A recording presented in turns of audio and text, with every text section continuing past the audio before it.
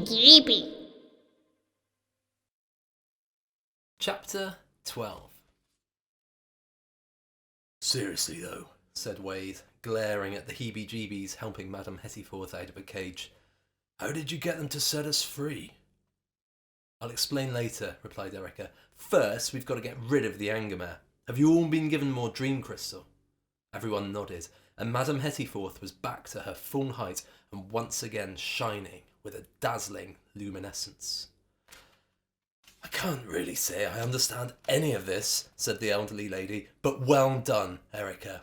"And Beastling," said Erica. "It was because of him that we got the other Heebie-Jeebies on board." She bent down and ruffled Beastling's fur. "Now listen," called Madame Hettyforth. "We've never faced an Angermare as powerful as this one. We've got to be on the top of our game here, okay?" "Yes, ma'am," chorused the dream team. "So, let's get out there and give that fiend what for. Everybody ready?" There was a loud cheer from the assembled Heebie-Jeebies. Their leader was mounted on a huge black stallion holding a shiny shield and a spear. The stallion was just another two Heebie-Jeebies dressed up like a horse, but as far as the assembled crowds were concerned, this was their glorious leader, ready to lead them into battle.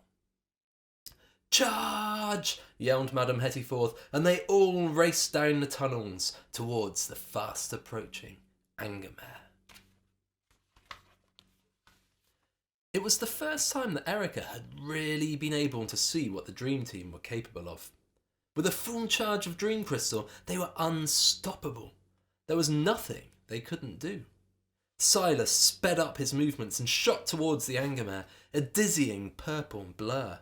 Sim shapeshifted into a hummingbird and darted down the corridor, but when the Angermare threw a boulder towards her, she changed into a diamond bullet and shot straight through the huge rock, shattering it into thousands of tiny pieces. Wade manipulated the walls of the caverns, creating new doorways and entrances while blocking off others, keeping the Angermare trapped away from the Heebie-Jeebies' homes. Madame Hettyforth flitted around, working out strategies and shouting orders to the rest of the Dream Team. "But what should I do?" called Erica. "Nothing," commanded Madame Hettyforth. "That thing is searching for you. Just stay here in the main cavern. We've got this." Slowly, the Dream Team gained the upper hand. With each attack, the Angermare was forced back, deeper and deeper into the tunnels. Soon, Erica and Beastling could only hear muffled bangs and screeches as the battle continued in the distant caverns. Then an ear-splitting roar rang out, and a huge section of the tunnel network collapsed. Dust billowed out, filling Erica's eyes, ears, nose, and mouth. "Heebie-Jeebie!" shrieked Beastling. Erica reached out and found him in the darkness, coughing and spitting out the gritty dust. "Silas!" she yelled into the haze. "Wade!" But neither of them replied. Something did, though. Something Erica recognised. A furious, roaring something that barreled and billowed its way along the corridor. Arriving with a screech, the Angermare burst into the chamber, an explosion of rage and greasy smoke, its eyes flickering with a furious light. Erica felt her legs weakening. Her vision blurred and throbbed. She felt herself losing control. All the anger came back. She remembered how unfair it was that Randall could do whatever he wanted, how her parents didn't want to spend time with her. As she remembered this, and much, much more, a red fog descended upon her. The Angermare growled appreciatively. This was what it had come for. Beastling tried to drag Erica away, but she was too heavy. She stood there, mesmerised, lost in the rage. The Angermare rounded on Erica. By the time it was finished with her, there would be nothing left. "No," gasped Erica, struggling to get the words out. You can't make me feel like this." The Angermare screamed, and Erica was hit with a blast of painful memories, all the times she'd been upset, offended, or hurt. "Doesn't that make you angry?" The voice in her head roared. Don't they deserve to be punished? No, said Erica through gritted teeth. Why should anyone be punished just because I feel angry? They must all pay, screamed the voice. Erica fought as hard as she had ever fought against the onslaught of anger. Yes, it was upsetting that Randall seemed to occupy all of her parents' waking thoughts, and yes, it did seem unfair, but how would this help? Deep down, she knew that her parents had never tried to upset her, and perhaps there were things that she could have done differently too. She tried to remember happier times, to think of anything other than anger. The anger mare hissed and wheedled. You'll be strong. You'll be powerful. Listen, Erica, together we can do anything. A bead of sweat trickled down Erica's filthy brow, and she stood her ground as the creature shrieked and roared. She could do this. She was in control of her anger, not the other way around. No, yelled Erica over the roar. Some anger might be useful. It can show you what you feel strongly about, but your kind of anger can't fix anything. It can only destroy.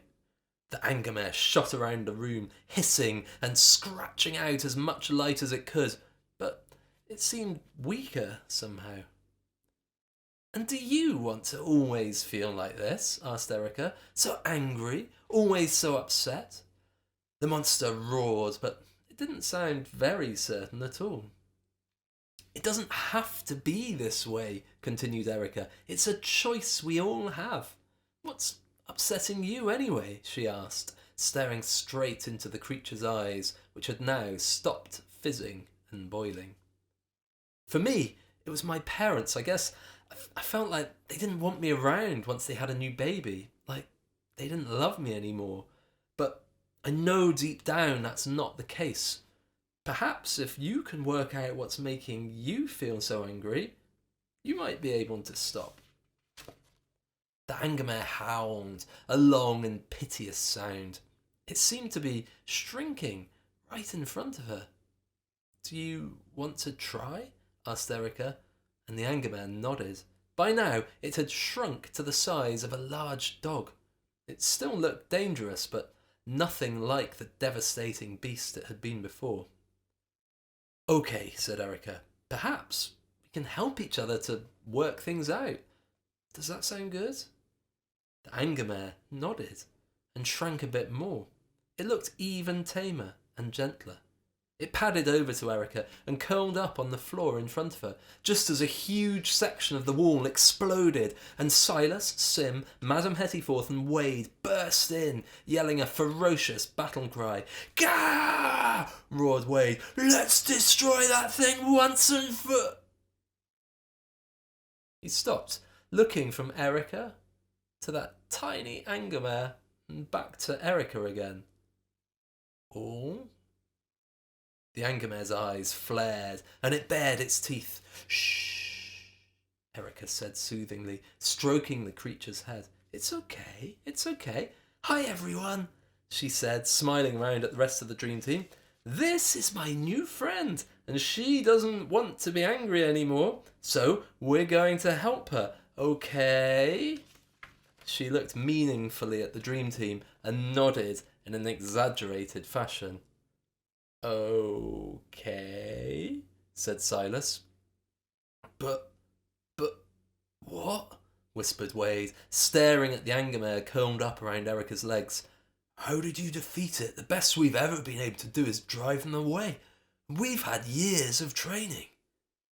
I didn't defeat her, replied Erica, patting the tiny anger mare. In the end, I just tried to understand her.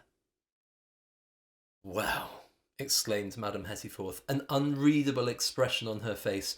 In all my nights I have never seen such a thing. But I don't think that this is going to be the last time that Erica Delgado surprises us.